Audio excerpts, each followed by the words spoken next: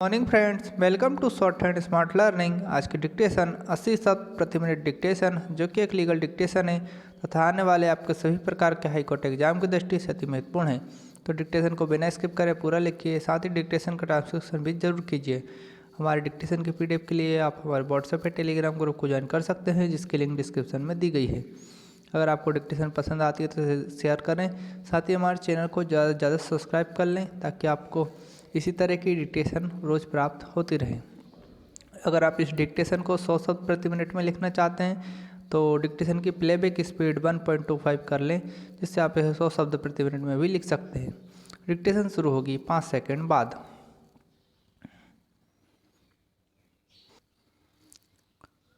Start. अभित्यजन के आधार पर चाहे गए अनुतोष का न केवल विरोध कर सकेगा, बल्कि वह उस आधार पर इस अधिनियम के अधीन किसी अनुतोष के लिए प्रतिदावा भी कर सकेगा, और यदि अर्जीदार का जारकर्म, क्रूरता या अभित्यजन साबित हो जाता है तो न्यायालय प्रत्यर्थी को इस अधिनियम के अधीन कोई ऐसा अनुतोष दे सकेगा जिसके लिए वह उस दशा में हकदार होता या होती जिसमें उसने उस आधार पर ऐसे अनुतोष की मांग करते हुए अर्जी पेश की होती। विराम पैरा।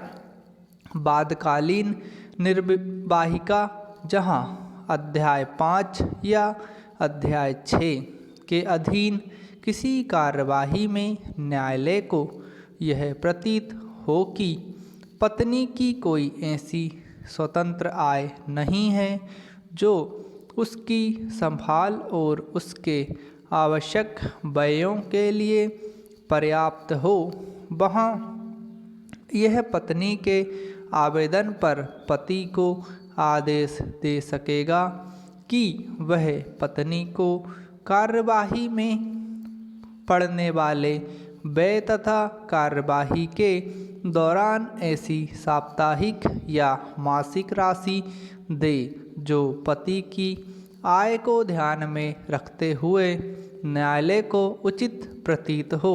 विराम।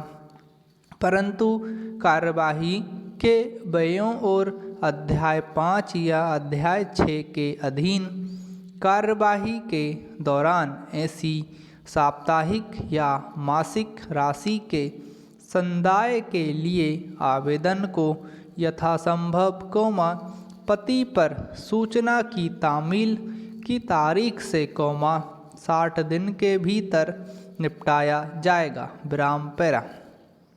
स्थायी निर्वाहिका और भरण पोषण अध्याय 5 या अध्याय 6 के अधीन अधिकारिता का प्रयोग कर रहा कोई न्यायालय डिक्री पारित करते समय या डिक्री के पश्चात किसी समय उस प्रयोजन के लिए अपने से आवेदन किए जाने पर यह आदेश कर सकेगा कि पति पत्नी के भरण पोषण और संभाल के लिए यदि आवश्यक हो तो पति की संपत्ति पर प्रभार द्वारा ऐसी सकल राशि अथवा ऐसी मासिक या कालिक राशि पत्नी को जीवन काल से अनधिक अवधि के लिए प्राप्त कराए, जैसी स्वयं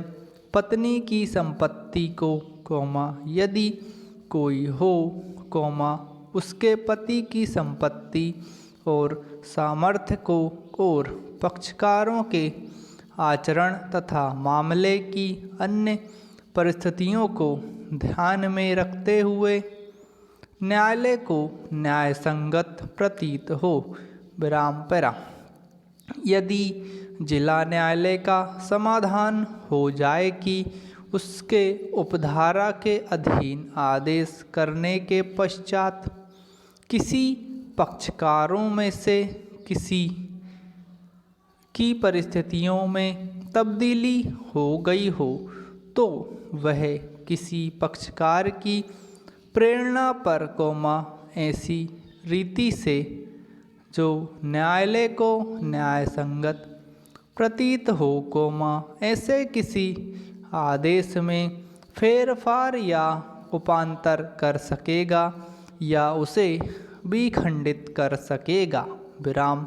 यदि जिला न्यायालय का समाधान हो जाए कि पत्नी से, जिसके पक्ष में इस धारा के अधीन आदेश दिया गया, पुनर्विवाह कर लिया है या सती जीवन नहीं बिता रही है, तो वह पति की प्रेरणा पर और ऐसी रीति में, जो न्यायालय न्याय संगत समझे, ऐसे किसी आदेश को परिवर्तित या उपांतरित या विखंडित कर सकेगा। विराम समाप्त। दोस्तों, आप लोगों को डिक्टेशन पसंद आई हो तो इसे ज़्यादा से ज़्यादा शेयर करें। साथ ही हमारे चैनल को जरूर सब्सक्राइब कर लें ताकि आपको इसी तरह की डिक्टेशन और एग्जाम संबंधित डिटेल्स प्राप्त होती रहे।